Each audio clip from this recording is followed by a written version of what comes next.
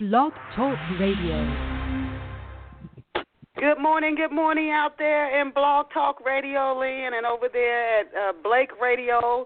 I always say, well, they play that smooth jazz over at Blake Radio, and that's where we actually started a little over 13 years ago. So I want to say good morning to everybody, and it's Saturday, January the 13th, and happy early Martin Luther King Jr. Day, and I'm so grateful for the work that he and Andrew Young and Ralph Abernathy and Rosa Parks and many nameless people at the grassroots level did so that we can enjoy the lives that we enjoy right now, although there's still a great deal of work to do. Thank them for the work that they did under those harsh circumstances. So that's Monday. So hopefully you'll get out and do something to support the community in memory and honor of Reverend Dr. Martin Luther King Jr., whose birthday was January 15th, same as my father's. So happy birthday to my dad as well, and they both have crossed over. But I want to welcome you again to Off the Shelf, and I want to start with a thought before we launch into the show, and we have an amazing guest on deck for you. If you guys hear me coughing, I'm still struggling with some type of a bug or a cold, but I'm coming through it. So I'm going to try not to cough. But the thought for today that I want to start the show with before we introduce you to this is really, I think you're going to enjoy today's show, and our guest who's on deck is something different. We're taking a little different because we're going to be focusing on science fiction, something we don't do a lot here at Off the Shelf, but that's a popular genre, so we're excited to introduce you to the guest in just a few minutes. The thought for today is from Stephen Covey, and it's, I am not a product of my circumstances. I am a product of my decisions. That's just a thought I want to leave with you guys as we go forward through the show, and as you go through the week, there's something to think about as different circumstances and situations come up in your life. I am not a product of my circumstances. I am a product of my decisions. And again, it's a quote from Stephen Covey. I also want to ask you before we kick off and introduce you to our special guest today, how good of a mystery sleuth are you? This is a little bit different from sci-fi, but do you like mystery? And no matter what the genre is, you're going to deal with relationships. So if you value relationships, particularly there's a very complicated relationship between a father and a son in Love Pour Over Me, but there's also a romantic relationship that's actually meant to be, and a relationship with Raymond and 4 friends he meets in college, and they are lifelong friends. You don't see that happen a lot, but there are men who stay friends with guys throughout their whole lives, and they keep up with each other when they have their kids and their grandkids, and they support each other, and they're there for each other through the thick and thin the whole way through. This is this type of crew in Love Pour Over Me. But there's also a murder mystery in there. So if you value mystery and relationships, I think you will love Pour Over Me. It might help you to heal, especially if you had a challenging relationship with one or more of your parents. And you can get Love Pour Over Me in print or in ebook format. If you don't see it on the shelves, just ask the clerk. Tell them you want to get a copy of Love Pour Over Me by Denise Turney, and they can get a copy for you because it's carried by the largest book distributors in the world. So I hope you go get a copy of Love Pour Over Me today. And now let us go and meet our very special off-the-shelf guest. And our special off-the-shelf guest this morning, I am very excited about. I always research for every interview. It takes me a while to research so I can give you guys the best show that I can. And our special guest this morning, who I enjoy researching for his feature interview, is Tyrone Givens. Now, he's a writer who he has a strong appreciation for history, and he aims to educate youth and adults through his work. He's the author of and I hope he corrects me if I say it wrong, he is the author of the Bennu Project, and we'll learn more about that later during this morning's show. And you can visit him. You can visit him, the science fiction writer, online at https TyroneGivens.com, and that's TYRONEGIVENS.com. And that's HTTP with the S. And again, it's TYRONEGIVENS.com. I encourage you to go over to his website, even as you listen to this morning's off-the-shelf interview, because you can learn more about him and see pictures and different things, different events he's attended, even as you enjoy today's show. And we're so excited to have Tyrone here with us on Off the Shelf this morning. Welcome to Off the Shelf, Tyrone. Thank you. That was a really nice introduction, and I really appreciate that. I'm glad to be here. And I also wanted to tell you that I'm getting over a cold, too, and you should try some ginger root tea to kind of help with that cough. Oh, well, thank you. I appreciate that, sharing that advice with me. Thanks a lot. I wanted to tell you the first four questions I ask every guest on the show, because I like to give our listeners a little backstory on our guests before I launch into the questions about their particular book or the project that they're working on. So before we go into the questions this morning, Tyrone, can you tell off-the-shelf listeners where you grew up and what life was like for you growing up? Sure. I'm actually an Army brat, so I spent a lot of time overseas growing up, and it's different, cultural context cues and different situations that you would be put in overseas, especially, when you can compare and contrast the way that young black people are treated in our home country here in America. So that even right there kind of led to my sort of different perspective and outlook that kind of fed into the book. Specifically, so where's... Go where ahead. I was going to say specifically Fulda, Germany, some parts of France, Army bases. Okay, so how long was your father in the military? He was finally discharged medically when I was about 12. So we had 2 pretty long stints of base living over in Germany. And I heard it's gorgeous over there. Germany, of course, what the history of the country, especially the Holocaust, it has a very, it gives a lot of times you think negative of it, but I heard it's a beautiful country, Germany. My brother actually was in the Army and Special Forces, and he was over there and he enjoyed it. So did you spend any time in the United States? Where are you from in the United States, or were you born overseas as well?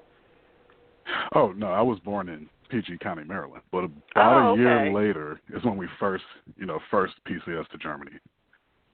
So it's actually a small military world is the joke, because no matter who you talk to, they have a brother or a son or a sister or somebody who's in the military. So when I heard you say that, it doesn't surprise me. But I spent the first 3 years in Fulda, the second 3 years in Karlsruhe, which is southern Germany. That must have really shaped. So when you came back to the United States, you were about 12. Did you feel different? I'm thinking about Kobe Bryant now when he was over in Italy. But did you feel, although his father wasn't in the military, but did you feel different from other people in the United States your age when you came back? A little at first, but I had been, visiting back and forth on and off throughout the years, so it wasn't totally an alien experience, but it was definitely a bit of a culture shock. The way that black people are kind of treated all over the world is one thing, but it's a specific kind of, animosity or aggression in America. It's far above and beyond anything I've seen anywhere else. And especially in Germany, yeah, a lot of black veterans will tell you, when you go to Germany, there's a lot of history there with a lot of those people from that Second World War are still alive. And their kids who were born soon after have the firsthand story, so they will tell you in a heartbeat they don't really look at black soldiers the same way that they look at other Allied soldiers, because we kind of sort of refrained from a lot of that destruction that happened in Berlin at the end of the war. And that's not really something they speak about. Person that's kind of remembered as you go throughout Germany encountering different people. Very interesting. And I've heard that Europe is kinder, they say, to black people than the United States, which is strange. And the United States, promotes itself as just the opposite, like the most welcoming country of all. America's entire infrastructure is built off of the enslavement and the fruits of that enslavement of black people. So you kind of can't run away from that no matter how much time passes. Mm-hmm. That's true. What did you dream of becoming when you were a kid, when you were a little boy? What did you dream of growing up to be? I thought I was going to grow up to be a fighter pilot, actually. Being able to fly an airplane has been a long-time dream. Okay. Did you ever learn how to, did you abandon it, or did you ever Actually, no, well, I ended up getting hurt. So, once you kind of get hurt, any sort of little injury will set you back in the entry process. So I wasn't able to pursue my dream of being a fighter pilot, but I do have a lot of free time. I tend to bounce around between different hobbies, and last year I obtained my private pilot's license, so that's the next best thing. Congratulations. Thank you. That's an accomplishment. The kid in you letting it have what it wanted. A lot of people totally, that question on the show, totally abandoned whatever it is they wanted to do when they were a child. So good for you. Now, how old were you, Tyrone, when you realized that you wanted to be a writer? About 2014. It's a very recent development.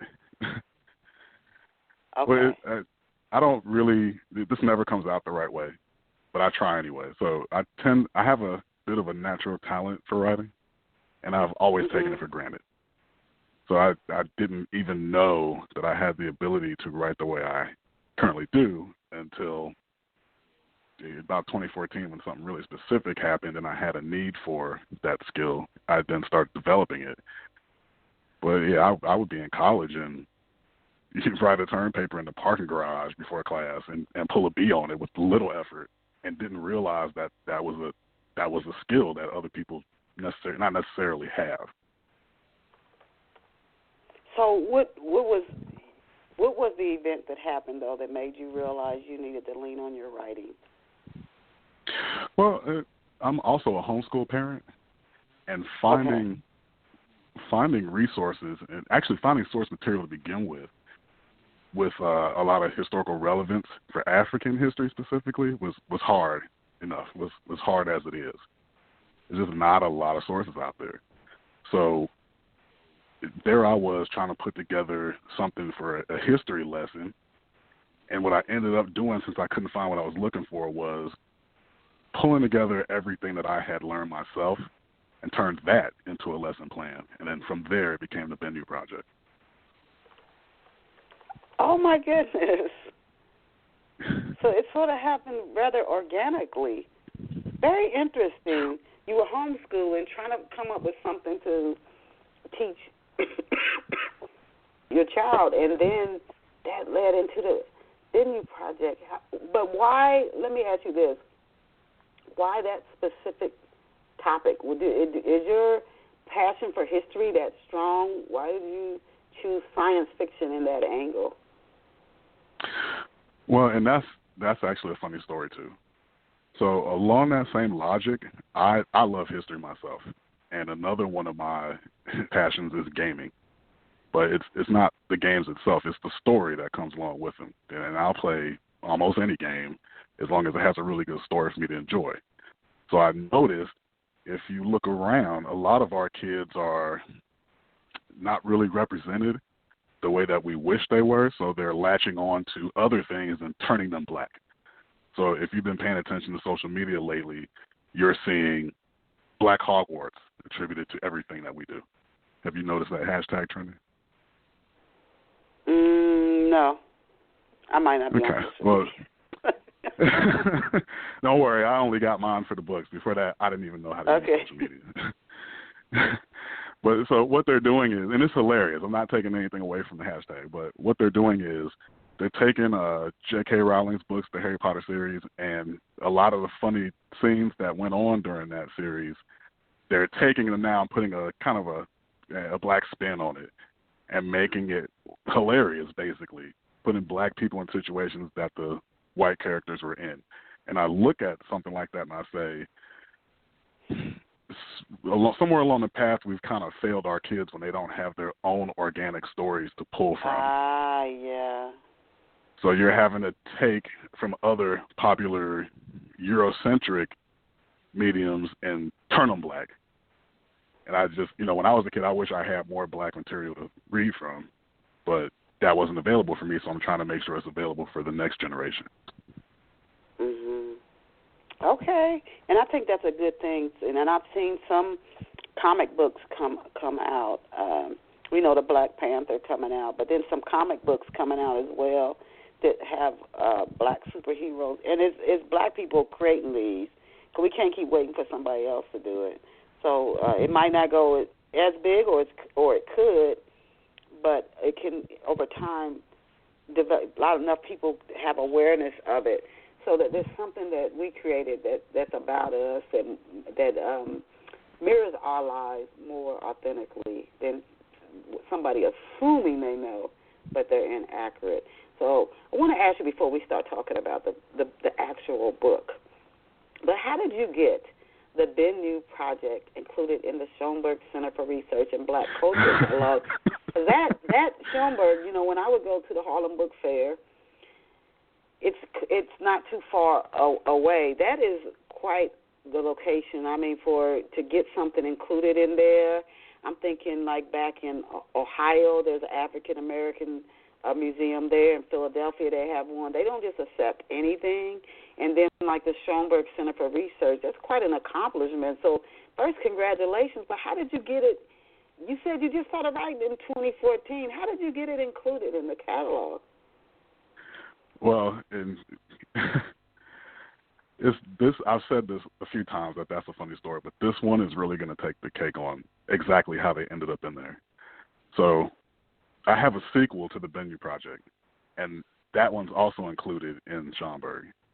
And the funny thing about it was at the time of their inclusion, I didn't even know what Schomburg really was, and I've never been there. Wow. I've been meaning to get up there, but I had no concept of how prestigious Schomburg was until a few of my friends with PhDs started trolling me about it. Yeah. But I get asked that quite a lot, especially from my more established black friends, because they're essentially asking me, who do you know? You don't have a doctorate. You're not in an Ivy League school. How did you pull this off? So it caused me to go do my own research and then come around to the realization that, yes, Schomburg is actually quite the achievement. So What happened was I was totally ignorant to that fact and I didn't even apply for inclusion. They called me. Wow. So it's not as if I did anything special or beyond my means. I was totally oblivious to the whole thing. I got an email from their senior librarian talking about it, and I didn't even read it right away until about a week later. I thought it was just more spam. Wow. Oh my goodness. They are a big deal. And so you told them they could go ahead and include your book. How did they find out about your book, though? Let me ask you that. How did they come across it? Did they tell you? Well, the lady saw a post I made on Facebook, and there are links in my Facebook post that kind of, I didn't have the website that you saw at this time, but Goodreads, before it got absorbed by Amazon, would let you post excerpts from your book, so anybody could go to their website and read the first 2 or 3 chapters. So from my Facebook post, she followed that link, read both of the previews on Goodreads, and then tracked me down and emailed me. I didn't even have a Library of Congress number at that time. Wow. Okay, we got to get into this story then. It must be a story for her to see you on Facebook. Something about it must have made her reach out and then to include you. But congratulations again. Now, how close? Thank you so much. It started as a homeschool project. How closely do you stay to actual historical events throughout the book series? Oh, yeah, that's a great question. I love answering that one. So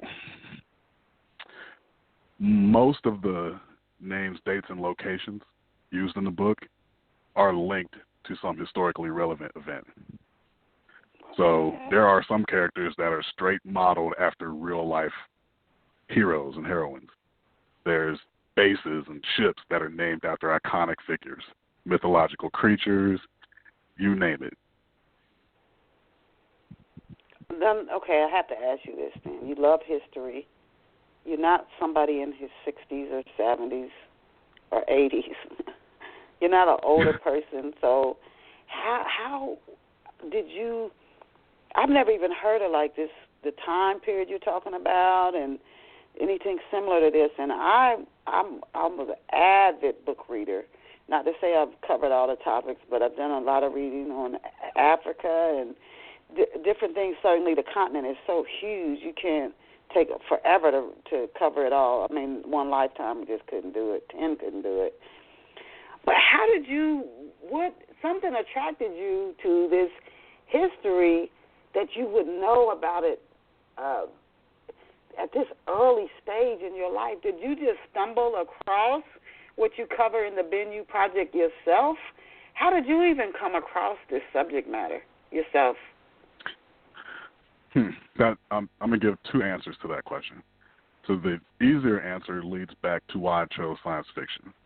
So if you look at some of these big name titles that are kind of like Halo or Mass Effect, Call of Duty, a lot of these young kids are playing these games without even realizing that they're learning whole made-up imaginary languages to participate in the game because they have little cookies and Easter eggs that you can find. You have to participate in the little mini games in the game. So I'm sitting back looking at this like, if you can play Halo and learn all about this made-up history of these ancient figures and all this stuff, you can put the same amount of energy into learning something that's actually historically accurate if I present it in the same exact way to you. So that would be why we went with science fiction and why I sort of masked it like that, made a metaphor out of it. Okay, to attract the interest of. Mm-hmm. Right. The interest is already there. It just doesn't have a black presentation on it yet. Okay. And so how I came across all the knowledge was the second answer. And so that, whatever else is going on with the people that, participated in the creation of the documentary, I'm not here, to speak on that. But my first taste of knowing that there was something more for me to learn was when I came across Hidden Colors. So I saw that documentary, and there was a lot of factual evidence in there that challenged me to fact check it. And then from there, it just kind of took off. I started reading books. I started going to seminars. I started going to lectures. I started getting involved on campus with the African American book clubs and all of that. And so once I got to... Can you tell us about... No, go ahead. I'm sorry, go ahead. Can you tell us about them? You said the Hidden Colors. That's the book that launched your interest for the off-the-shelf listeners who it might be the first time they've heard of it. Can you just give us a little brief intro to that before we go and talk more about the Bennu Project? Hidden Colors is a documentary. It's the first in a series. I think there are 4 in total. And then the most recent documentary put out by that producer is called 1804, The History of Haiti, or something to that effect. But in the first Hidden Color documentaries, they talk about little-known facts that we all should have been taught about, but weren't, because February is packed with the same old discussions about water hoses, dogs, picket lines, and nonviolent approaches. So we don't learn about Deacons for Defense, who were armed pastors who defended their neighborhoods and actual Klan groups were afraid to go into them and lynch people. We don't learn about, the benefits of the triangle trade and how it actually built this economy. We're not learning about anything that kind of goes against the slave narrative. And that kind of forced me to find out more about what I wasn't being taught. Like the Statue of Liberty is a statue that was dedicated to the slaves, and the Americans actually disfigured it to change it from what it was supposed to be. Yeah. And this is the thing. We are learning more.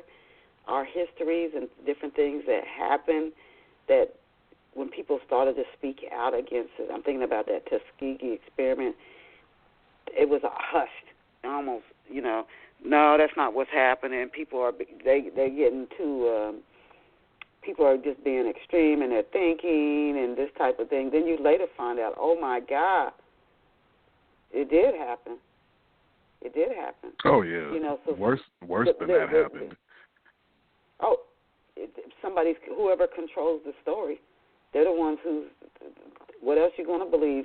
If you speak out and say something otherwise that's true, they'll just silence you and say she's just a crazy person. Just a crazy person. Oh, yeah. If I was to come out and say, a lot of this gynecological equipment was tested on black women, slaves, before they put it, mass-produced it for use, and some of that stuff was torturous that they prototyped, I'd be called crazy. But then you go look at medical apartheid, and yes, it's actually a fact. Yeah. Why did you decide to take the story as far back as 3500, the BCE? Why did you go so far back with the story? So, one of the most powerful books that I recommend to everyone is The Destruction of Black Civilization. It's written by Dr. Chancellor Williams. He goes back as far as 3500 BC because that's about as far back as we can trace the oral history and corroborate it with archaeological finds and whatnot. Beyond that, we have really good ideas and we kind of know what happened, but there's very little proof to substantiate it. So I kind of drew the line at 3500 BC. Okay. Then you're giving some good titles for people to go back and read. If you've been really indoctrinated in the mainstream culture, the first thought will probably be, oh, that's not true, or it's extremism. But it doesn't hurt to read. Why do we decide to believe one voice and not the other? Can you give us a brief overview of the Bennu Project? And for our listeners who might want to learn more about it, it's BENNU,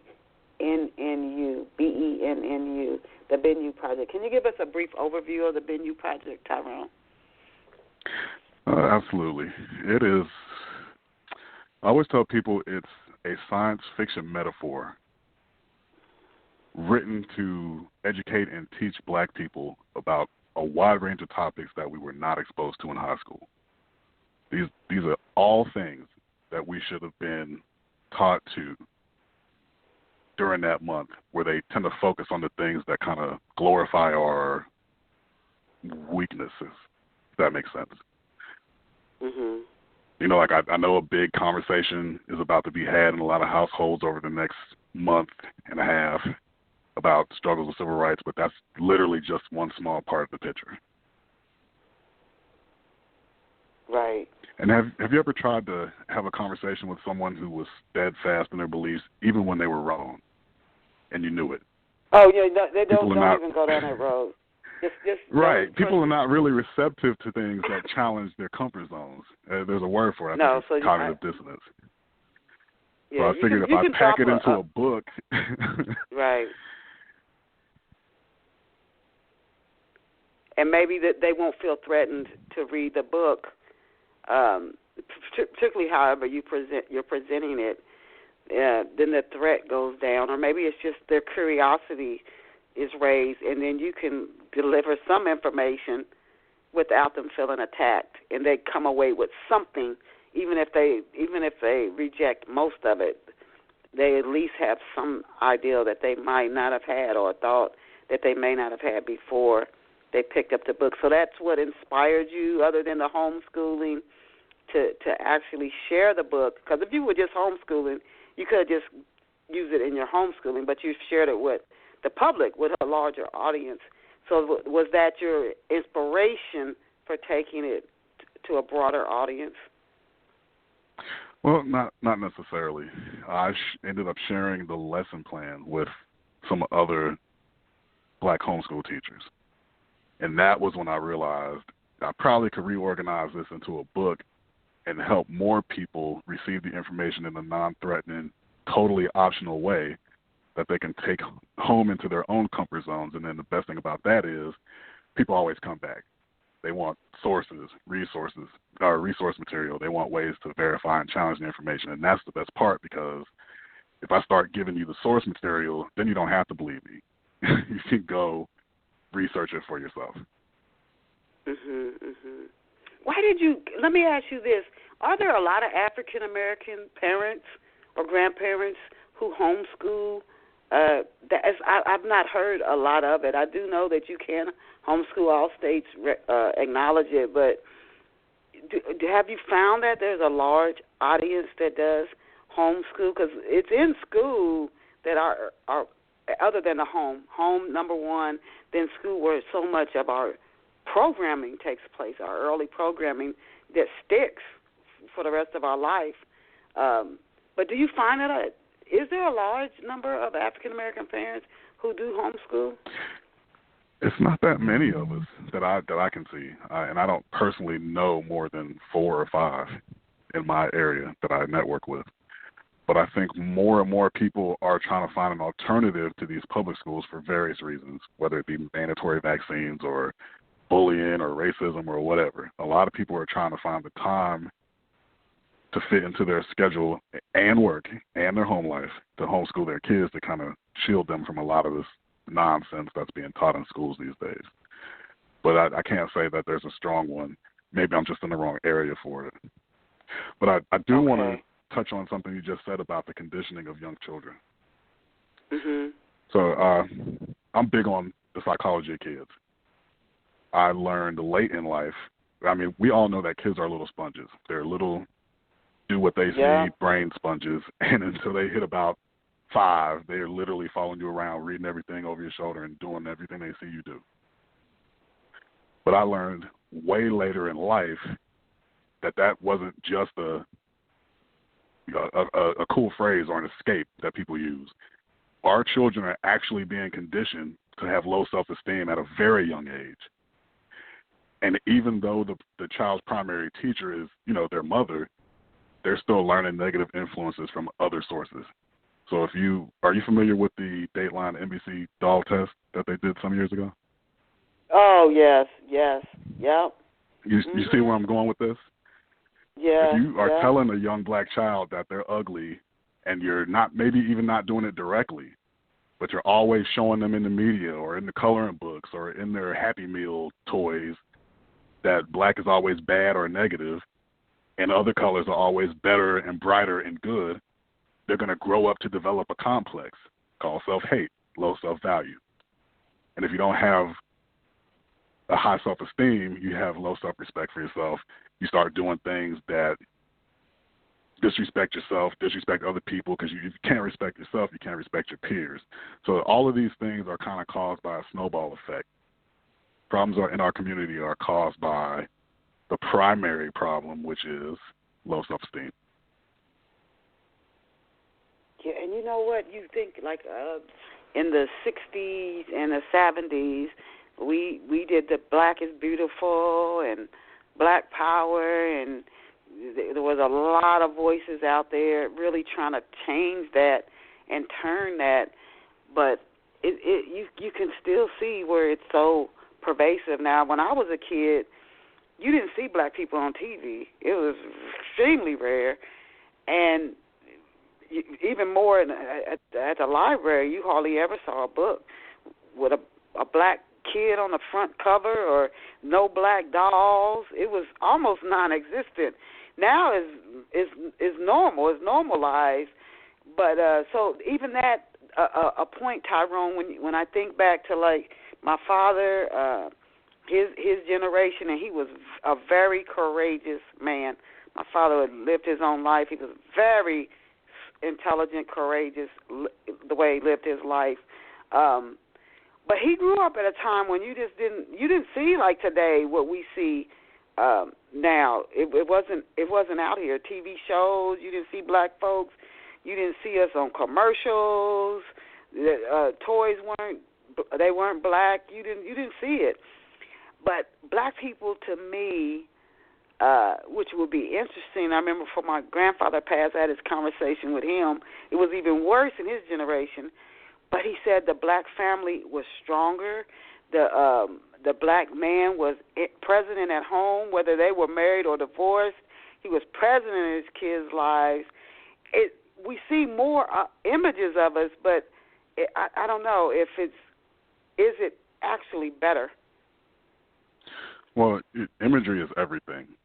Imagery, especially in young developing minds, that's 9/10 of what you believe.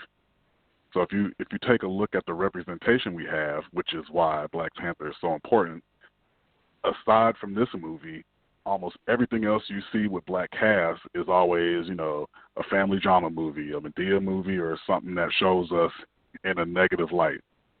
And what that is doing is reinforcing to young children to grow up and find out that those stereotypical portrayals and caricatures are what's socially acceptable to be. And everything else is an outlier. So society is going to come down hard on you if you're doing anything other than portraying a criminal or a thug or a dealer or something. We're not really glorifying to our children that it's okay to try to be successful in other ways, furthering your education, being a doctor, being a lawyer, stuff like that.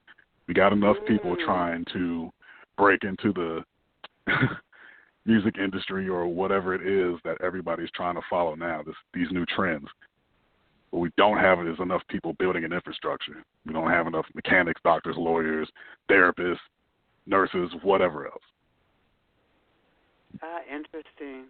Interesting point. So we do see more images now than we saw years ago, but they're very stereotypical images. So here we are, and it seems like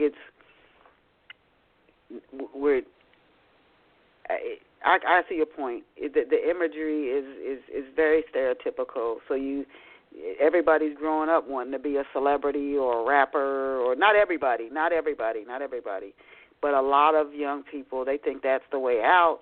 That's success. That is success. But a lot of it also, before we move away, and I want to talk more about your book, a lot of this starts in the home. I know in the greater society, because I know how my dad taught us, and I saw this movie years ago, The Gravedigger's Daughters. He raised his daughters a certain kind of way. It's a lot of this is taught in the home. If mainstream society is going to teach and put this certain imagery out there, you've got to counter it. So that starts in the home, and if the home's not doing it, that's really what the problem is, because mainstream society not going to change. So it has to start. Exactly. It has to start in the home. This is no different than when I was in the 6th grade and we had to have permission slips for sex education or the DARE program. If you're not having these conversations with your kids at home and you're not teaching them what's acceptable, they're going to learn whatever lesson they're going to learn outside the home. It'll be from their peers. It'll be from their teacher. If we don't counter the conditioning, they're just going to learn what we don't teach them. Right. Now, the characters in your book, you said they are based on real historic African symbols, whether they're people or a symbol of something that happened. And then just again, I know you said the gaming, this is how you got started into it. I'm not into gaming. I know my son was into gaming, but where did you learn about these symbols? I don't know why I'm fascinated with this, because I'm telling you, I devoured books as a kid. And I'm doing the research for your interview, and I'm thinking, well, maybe I just never had an interest to go down that path. I don't know. But what did you learn about these symbols, these what did you? I know some of the books you mentioned. Did this start in you when you were a kid? Did you read books when you were a child that you said, "Oh, that's fascinating"? I mean, I read about people like Jomo Kenyatta and some of the other great leaders in Africa, but I never thought to go down the path that you've gone down. So, what did you learn about these symbols, and what made them so intriguing to you? Well, I definitely didn't have a strong past or history in it. As a child, I was just as oblivious as the majority of us in terms of wanting to take the extra initiative to learn anything about ourselves beyond slavery in this country. So it wasn't until much later in life that I got into this. And I think it was in one of the books, Civilization or Barbarism. That's Dr. Sheikh Anta Diop, if you're not familiar with that one. But he goes to great lengths just on one major plot point to prove that the language that they spoke in ancient Egypt was, in fact, an ancient interior African language. Ironically as this may sound, for a lot of years, European scientists tried to actually say that ancient Egyptians were a lighter-skinned, white-skinned people in that sun 3,000 years ago. And in the movies where they try to portray themselves as such, they are taking on whole tubes of sunscreen to stand out on those sets in a parking lot in America. Well, in reading his book where he's trying to disprove that, he goes into the whole linguistic explanation of it all. And throughout that explanation, he references a lady named Raketi Amin. And she's been teaching the ancient Egyptian language for decades. I think she actually taught it at Harvard. So that's where I learned all these languages, like all these language-specific symbols and everything, from taking classes from her. Yeah, and that's almost silly to think. How do you turn Egyptians? I think because people think you had to have a high level of intelligence to create the pyramids. So now, no way could they have been African. It's really exactly. when everybody knew they were African. It's a hidden swing because if it wasn't for the pyramids, they'd probably say, okay, they were African, go ahead. But then when you do something super intelligent, it's like, it's easy to read through the lines. Now, does a reader have to have a deep history knowledge? You're talking about these books that a lot of people may never heard of, or writers. Does a reader have to have a deep history knowledge to understand or appreciate the Bennu Project? Absolutely not. This is for not even entry-level readers.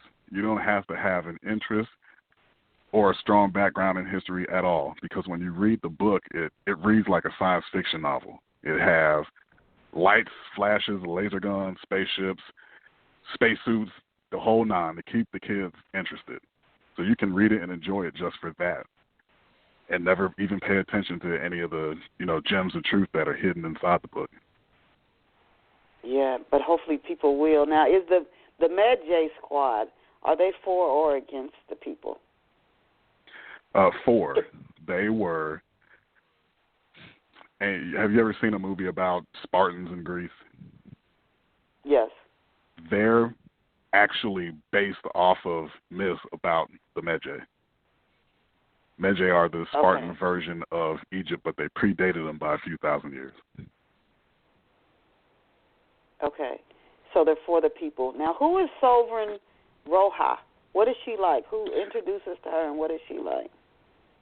Well, all throughout the Egyptian history, the builders of the country and all the pharaohs of it were all black people. There's a million different ways to fact check that and prove it, but they were a black people. It wasn't until later years that they were, assimilated and made multicultural and all that stuff, but that was way toward the end of their power. So of those royal leaders, a real-life person named Pharaoh Taharka was the last one. He was the last real black pharaoh who ultimately lost Egypt permanently to the Assyrians, modern-day Western Asians. So I made, that's kind of a major spoiler because she's modeled after the real life character Taharka. So that kind of lets you know her destiny in the book right there. Okay. So you have there are women empowered here, and then male and female characters, and also male characters. I don't want to give the story away, but can you tell us what? Not so much the time period. We know it's going back thousands of years, but what does it start out with like a major conflict taking place, or does the story start out sort of what the community at the time, a normal scene, and then something happens? How do you introduce, like in the very first book? How is the story? Not so much, I don't want you to give it away, but maybe how does it open? Is it open with a major conflict, or does that build over time? It starts out in a major conflict. It centers around the subjugation of the Meroan people, how they're trying to break out of that, and how their enemies are trying to maintain the system that they benefit from as is. So a real-life time frame and location for this would be maybe like Sudan, Central African Republic area. And the time frame would be just before the 60s when a lot of African colonies started gaining their independence. So the entire atmosphere, the entire environment of the book will be basically pre-revolution. Okay. Now, our books in the series, and talking about the book makes it very intriguing. Our books in the series, are these standalone books? Or, because this is a historical, so I don't know if you're going linear, so it would seem that, but you can. That's why I'm asking this question. Are they standalone books? So let's say somebody came along, they heard about the Bennu Project, and they started with the second or the third book, which I know you are not finished with all of them. Are these going to be standalone books, or do readers need to read all the books in the series to fully understand the story? Well, I sometimes I wish I did have a linear mindset. But the Bennu Project was a great success. And so one of the pitfalls of it, though, was that people wanted to have more of a backstory and explanation for the Roja character. So I ended up writing the second book as a book specifically for her. And people still wanted more. So ultimately, the Bennu Project is the first book. The Roja fans got their book, but I made it a prequel. So you should read the Bennu Project first, and then there'll be 2 more books behind that one, and then read the second book after the Bennu Project, and there'll be 2 more books to complete a trilogy for that one. Okay. Why do you think, Tyrone, science fiction and your angle is very different. I've not heard of your angle. We've interviewed people on Off the Shelf who've, of course, written historical novels, and when they are really, they go back authentically to history, they tend to do very well. You wouldn't think people would like to go back so far with historical novels, but they do. Whether it's a romance novel, but it goes back to the 1700s or whatever, if the history is well-researched and authentic, people have a strong appreciation for that. But you've also gotten this science fiction angle where you learn to draw the youth in through the gaming thing that you mentioned earlier in the interview. Why do you think more writers don't dive into science fiction? And before you answer that, I want to ask this question. Do you think science fiction is a harder genre to write? I don't think it's a harder genre to write. I think it's a harder genre to be supported in, if that makes sense. And that's because just my belief, personally, I think we've been told our whole lives that we don't fit into a narrative outside of dancing, singing, and athleticism. So a lot of the media you see about us are going to be comedies, basically, or football movies, stuff like that. That's where they're trying to keep us packaged into that small narrative. So, and that's the answer to your other question, is why I think a lot of writers are not delving into science fiction for black kids, because we've all been programmed that there's basically not a market to support it. Like, black people aren't going to read 400-page science fiction novels about their own history. So a lot of people don't take that chance. Then they drop Black Panther, and it breaks a record in the first day.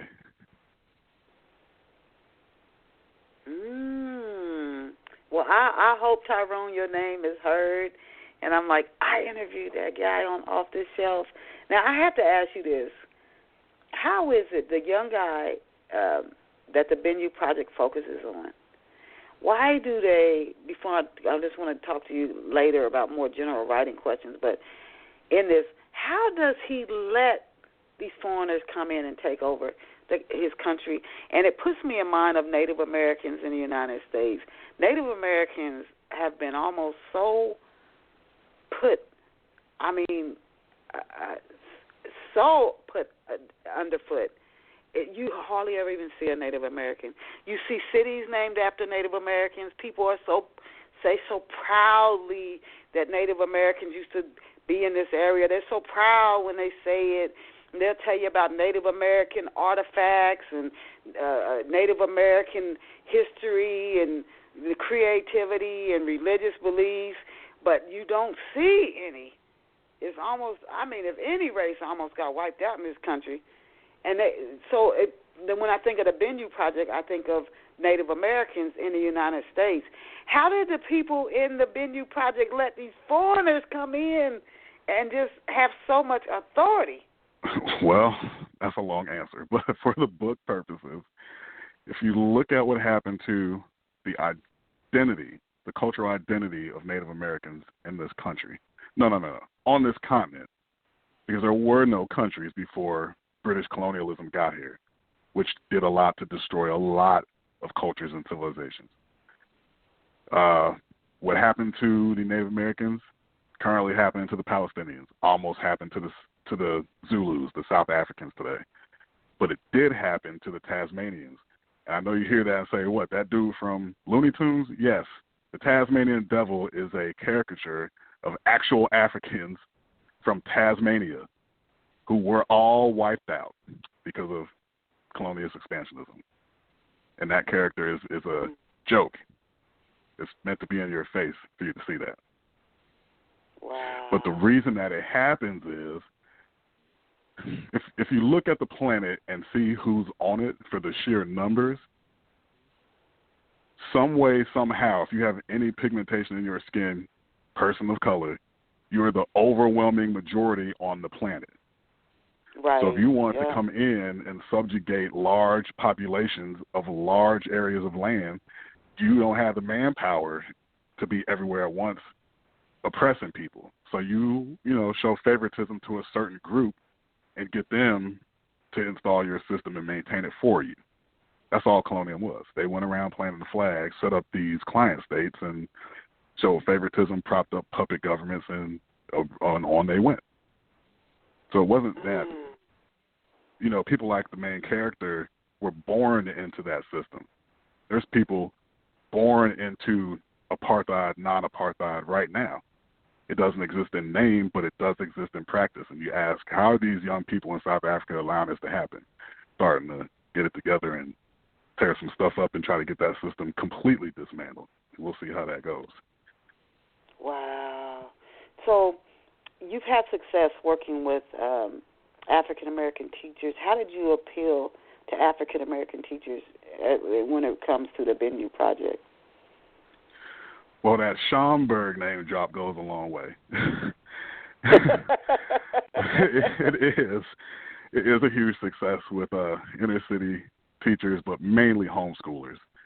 I've had so many young, vibrant black homeschool parents in my inbox, in my email, asking me for source material, asking me follow-up questions, wanting to know what's the status of the third book. And also, I'm teaching myself programming so I can make an MMO, a multiplayer video game, which is not anywhere near completed yet, so I don't even hardly mention it yet. Wow. But the Are parents you an love only it. child, or did you got other siblings? Or? I'm the oldest. I have one younger brother and one younger sister. Are they like you? Are they creative? Are they into history? Are they similar? Is this like were your parents into history a lot, or were your no, your siblings? they weren't. I'm the rebellious one. Let's just put it like that. My brother got basketball skills I'll never have, but writing is mainly my thing. Okay. How much research? You did a lot of reading prior to doing the Ben U project as we come down to the last 4 minutes, but did you literally have to were you speaking to people, historians who really knew the history? Were you attending seminars? Did you just literally almost absorb yourself in research before you started writing the book? Well, I'll take this quick second to list about 4 major sources of reference material for the books. I did a lot of research out of these 4 books. I already mentioned Destruction of Black Civilization, Dr. Chancellor Williams. We had the ISIS Papers by Dr. Francis Cress Welsing. We have They Came Before Columbus from Dr. Ivan Van Sertima. And again, Dr. Sheikh Anta Diop's Civilization or Barbarism. And there's a few more, Black Genesis and others. The Book of Coming Forth by Day, Maulana Karenga. There's a lot of research that went into this. So I'm telling people, hit me on Facebook or Twitter or Instagram at the Ben U Project. I'm always free to give people links to sources so they can verify everything I'm saying and what I've written in the book, for themselves. People usually tend to appreciate that. Okay. Where can our off-the-shelf listeners get copies of your books?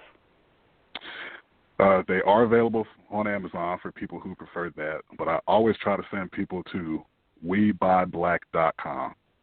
I take a lot of discounts on there because I'm trying to help them in their mission to rebuild Black Wall Street online in the virtual setting.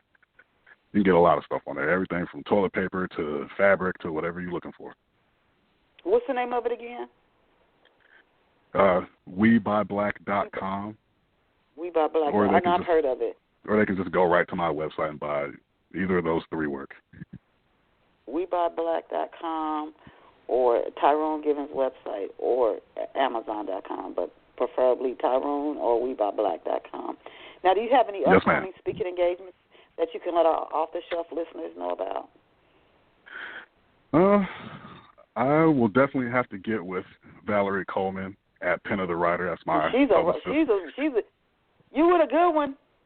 She's good. Oh, yeah, I know. She stays on top of me. She is good. She's a good one. Now, can you tell us where people can find you on social media? What social media sites are you on, or where they can find you?